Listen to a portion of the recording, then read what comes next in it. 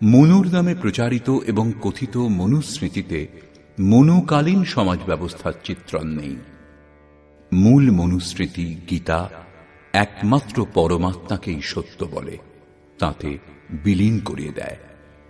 কিন্তু বর্তমানে প্রচলিত প্রায় ১৬৪টি স্মৃতিতে পরমাত্মাকে লাভ করার উপায়ের উপর আলোকপাত করা হয়নি, এমনকি পরমাত্মার নাম উল্লেখ পর্যন্ত করা হয়নি।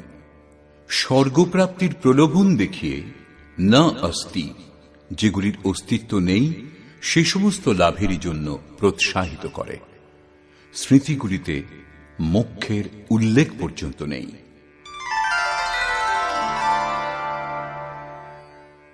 মহাপুরুষ। যিনি মহাপুরুষ, তিনি বাহ্য এবং আন্তরিক, ব্যবহারিক এবং আধ্যাত্মিক, লোকরীতি এবং যথার্থ বেদরীতি দুটিই জানেন। এই কারণেই সমস্ত সমাজকে মহাপুরুষগণ আচার ব্যবহার এবং রীতিনীতির বিধান দিয়েছেন এবং একটা মর্যাদা সম্পন্ন ব্যবস্থা দিয়েছেন। বশিষ্ঠ, শুক্রাচার্য, স্বয়ং যোগেশ্বর শ্রীকৃষ্ণ, মহাত্মা বুদ্ধ, মুসা, যিশু, মোহাম্মদ, রামদাস, দয়ানন্দ, গুরু গোবিন্দ সিং, সহস্র সহস্র মহাপুরুষ এই রূপ করেছেন। কিন্তু এই সকল ব্যবস্থা সাময়িক। পীড়িত সমাজকে ভৌতিক বস্তু প্রদান করলে তারা স্থায়ী রূপে লাভান্বিত হতে পারে না। এই ভৌতিক উপলব্ধি ক্ষণস্থায়ী নয়, শাশ্বত নয়। সেই জন্য সে সকলের সমাধানও সাময়িক হয়, চিরন্তন ব্যবস্থারূপে গ্রহণ করা যায় না।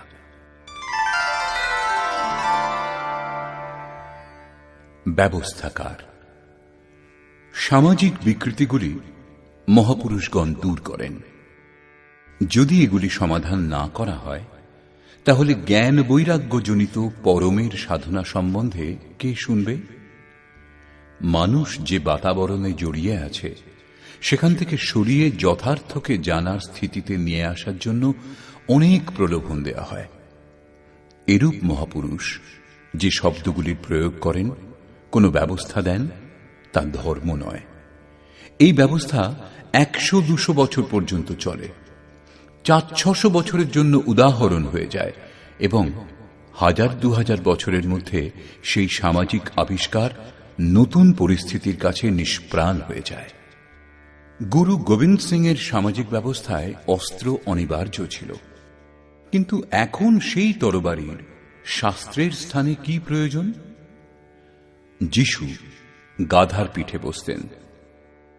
গাধার সম্বন্ধে তিনি তখন যে বিধান দিয়েছিলেন, আজকের দিনে তার উপযোগিতা কি? এই প্রকার যোগেশ্বর শ্রীকৃষ্ণ তৎকালীন সমাজকে সম্যক রূপে ব্যবস্থিত করেছিলেন। এর উল্লেখ মহাভারত, ভাগবত ইত্যাদি গ্রন্থে করা হয়েছে।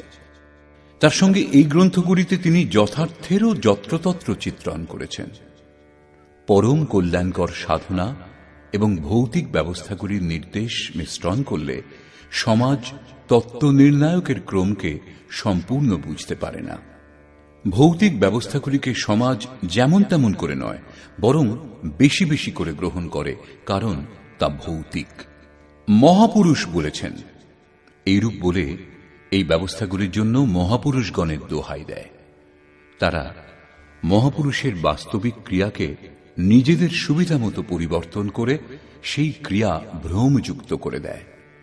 বেদ, রামায়ণ, মহাভারত, বাইবেল, কোরআন এইসব গ্রন্থের প্রত্যেকটিতে পূর্ব আগ্রহযুক্ত ধারণাকে ধোঁয়াশায় আচ্ছন্ন করে রাখে।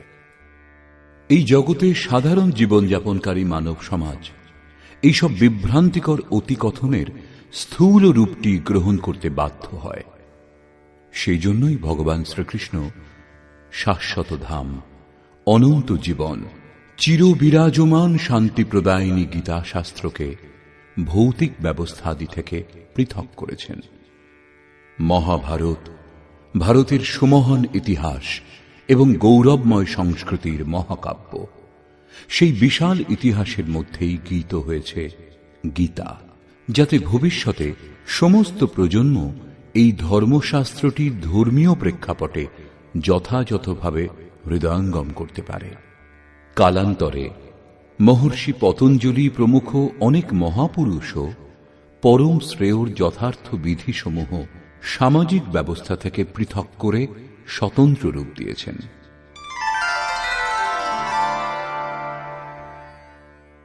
গীতা মানুষ মাত্রের জন্য। ভগবান শ্রীকৃষ্ণ এই ধর্মশাস্ত্রের উপদেশ প্রবৃত্তে শস্ত্র সম্পাতে ঠিক অস্ত্র সঞ্চালনের সময়ই দান করেছেন। কেননা তিনি নিশ্চিত জানতেন ভৌতিক সংসারে কখনোই শান্তি এবং সুখ মেলে না। যুদ্ধে কোটি কোটি লোকের জীবন আহুতি দেওয়ার পরেও যিনি বিজয়ী হন তিনিও বিফল মনোরথ হবেন, অন্তরে উদাসী হবেন। সেই কারণেই শাশ্বত যুদ্ধের পরিচয় তিনি দিলেন গীতার মাধ্যমে, যেখানে একবার বিজয়ী হলে সে বিজয় শাশ্বত হয়ে যায়, অনন্ত জীবন এবং অক্ষয় ধাম প্রাপ্তি হয়, যা মানুষ মাত্রের কাছে সর্বকালেই সুলভ, যা ক্ষেত্র ক্ষেত্রজ্ঞের লড়াই, প্রকৃতি আর পুরুষের সংঘর্ষ, অন্তঃকরণে অশুভের বিনাশ এবং শুভ পরমাত্ম স্বরূপের প্রাপ্তির সাধনা। উত্তম অধিকারীর প্রতি তিনি তা ব্যক্ত করেছিলেন। শ্রীকৃষ্ণ বারবার বলেছেন, তোমাকে অতি প্রিয় ভক্তের হিত কামনায় বলবো, এটা অতি গোপনীয়। শেষে তিনি বললেন, যদি কেউ ভক্ত না হয় তবে প্রতীক্ষা করো, তাকে সেই পথে নিয়ে এসো, তারপর তাকে বলবে। এটাই মানুষ মাত্রের জন্য যথার্থ কল্যাণের একমাত্র সাধন, যার ক্রমবদ্ধ বর্ণন শ্রীকৃষ্ণ উক্ত গীতা।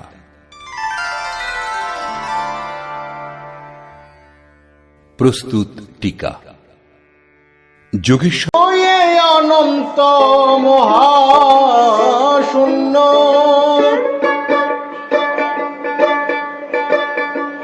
ব্যাপিয়া যে আছে শূন্য, সপ্ত শূন্য কোটির মাঝে, সপ্ত শূন্য কোটির মাঝে নব শূন্যের অধিকার, সপ্ত শূন্য কোটির